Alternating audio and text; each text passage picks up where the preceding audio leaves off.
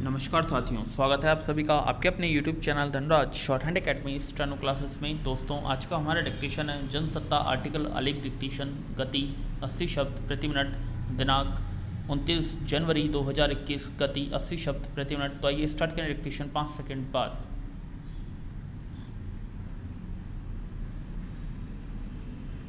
Start. पिछले करीब साल भर तक हम सबने जो देखा और झेला वह शायद हमारी स्मृतियों में लंबे समय तक कायम रहे। विराम। अब भी महामारी के विरुद्ध लड़ाई जारी है, लेकिन इंसानी जिंदगी में इस उथल पुथल और संक्रमण के बीच नववर्ष पर उपहारों और आशीष के मौसम ने शोक के स्थान पर स्नेह, सौहार्द और एक नई उम्मीद की नींव रख दी है। विराम। इस बार नए वर्ष की शुरुआत पर सेना के जवानों ने अलावा डॉक्टर, पुलिसकर्मी, सफाई कर्मचारी और अन्य सामाजिक कार्यकर्ताओं को भी भेंट स्वरूप उपहार दिए गए और उनके लिए शुभकामनाएं भेजी गईं। विराम। अपने देश में सामाजिक मेल मिलाप और उपहारों का आदान प्रदान एक सामान्य चलन है। यह प्राचीन काल से कायम है, लेकिन जैसे जैसे काल बदलता है, घटनाएं घटती हैं, उपहार स्वरूप दी गई वस्तुओं की महत्ता और मूल्य में परिवर्तन आता है। विराम। हालांकि अगर कभी कुछ वस्तुओं को संरक्षित किया गया हो तो अक्सर वे पुरानी संस्कृति का प्रतीक बन जाती हैं। विराम। पैरा। ऐसे में मुझे हमारे पूर्वजों को भेंट स्वरूप दिए गए एक टिन के डिब्बे का किस्सा याद आता है। यों ज़्यादातर महिलाओं के लिए एक डिब्बे का मूल्य मात्र भंडारण या उपयोगिता मद से अधिक कुछ नहीं रहता। विराम।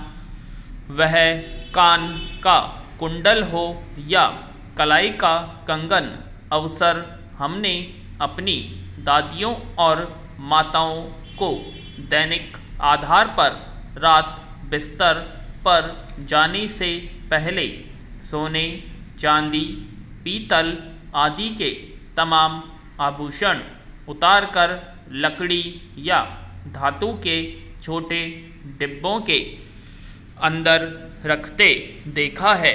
वे दिन भर उन डिब्बों को अनदेखा कर तब तक याद नहीं करती जब तक उनमें आभूषण जमा करने का समय न हो गया हो। विराम। लेकिन वह 5 इंच का टिन का डिब्बा बॉक्स सिर्फ एक उपयोगिता मद ही नहीं, पुरावस्तु स्वरूप युद्ध का एक गवाह भी था। विराम। उसकी सतह पर संक्षारण द्वारा महीन बदरंग परत के साथ साथ खून में लिप्त हजारों भारतीयों की कहानी भी लिखी हुई थी। विराम। पैरा। दरअसल इस डिब्बे को गुलामी के कालखंड में प्रथम विश्व युद्ध के दौरान बनाया गया था। इस युद्ध में अभिविभाजित भारत से 10 लाख से अधिक नागरिकों ने अपनी सेवाएं दी थीं। उनमें बहुत सारे किसान और आदिवासी थे, जिन्हें गोरी हुकूमत द्वारा गांवों से चुनकर औपनिवेशिक सैनिक के रूप में लड़ने के लिए विदेश भेजा गया था। न तो उन्होंने अपने गांव के बाहर की दुनिया देखी थी, न ही वे युद्ध और हथियारों की भाषा जानते थे, लेकिन उन्होंने योद्धाओं की तरह खूब जौहर दिखाए। कईयों को उच्च वीरता पदक प्राप्त हुए, लेकिन कई सैनिक कभी वापस लौटकर नहीं आए।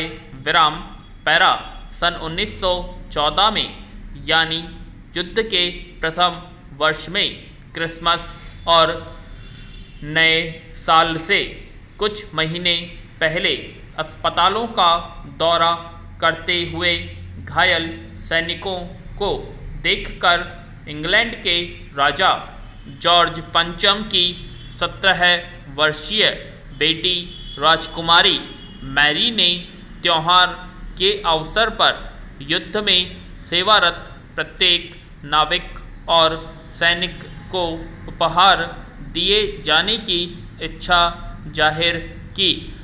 विराम शूरवीरों के सेवा भाव और समर्पण के लिए सम्मान देने और उनका मनोबल बढ़े, इसी कामना के साथ वह पहल की गई थी। विराम इसी के अनुरूप सैनिक और नाविक क्रिसमस फंड के लिए दान इकट्ठा किया गया और उपहारों की समयानुसार आपूर्ति और वितरण के लिए समिति का निर्माण किया गया।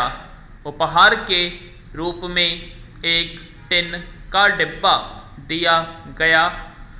डिब्बे के केंद्र में राजकुमारी मैरी का उभरा हुआ स्वरूप बना हुआ था और ऊपरी हिस्से पर अंग्रेजी में इम्पेरियम ब्रिटनिकम और निचले हिस्से पर क्रिसमस 1914 उत्कीर्ण था। विराम इसके अलावा दोनों किनारों पर इंग्लैंड के सहयोगी देशों के नाम उत्कीर्ण थे। बाईं ओर फ्रांस, बेल्जियम और सर्बिया, दाईं ओर रूस, जापान और मॉन्टेनेग्रो।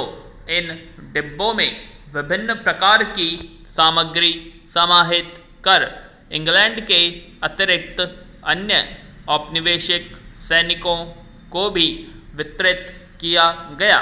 पैरा धूम्रपान करने वाले को सिगरेट, तंबाकू, लाइटर और गैर धूम्रपान करने वाले को एसिड की गोलियां, खाकी लेखन सामग्री और बुलेट पेंसिल मिली।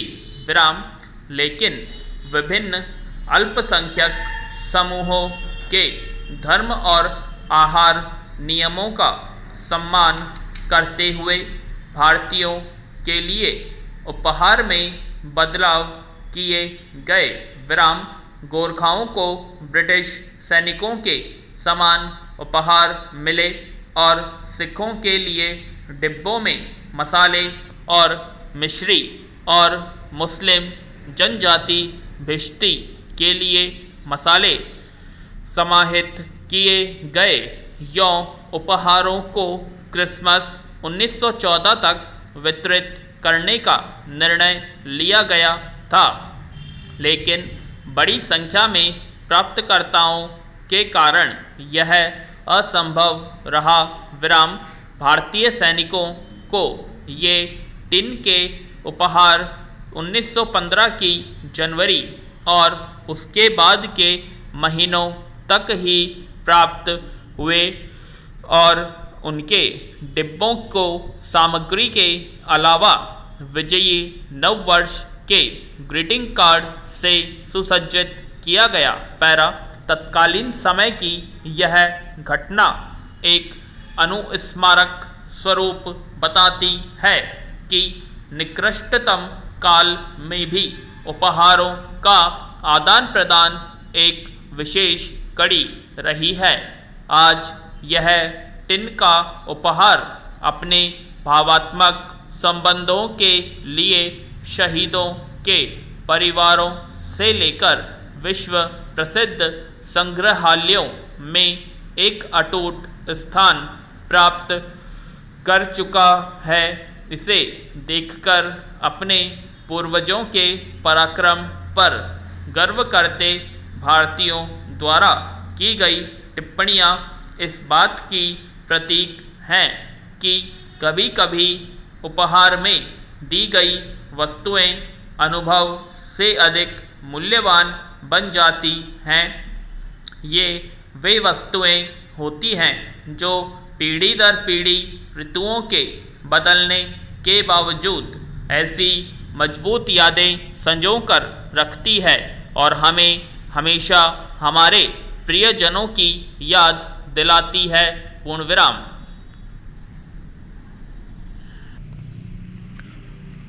तो दोस्तों ये थी हमारी आज की जनसत्ता की आर्टिकल आलेख डिक्टेशन, जो कि 80 शब्द प्रति मिनट की गति से बोली गई थी। आशा करते हैं आप सभी को ये डिक्टेशन पसंद आई होगी, तो प्लीज़ कमेंट बॉक्स में कमेंट करें और अभी तक आपने हमारे चैनल को सब्सक्राइब नहीं किया सब्सक्राइब करें और वीडियो को ज़्यादा से ज़्यादा लाइक और शेयर करें। धन्यवाद।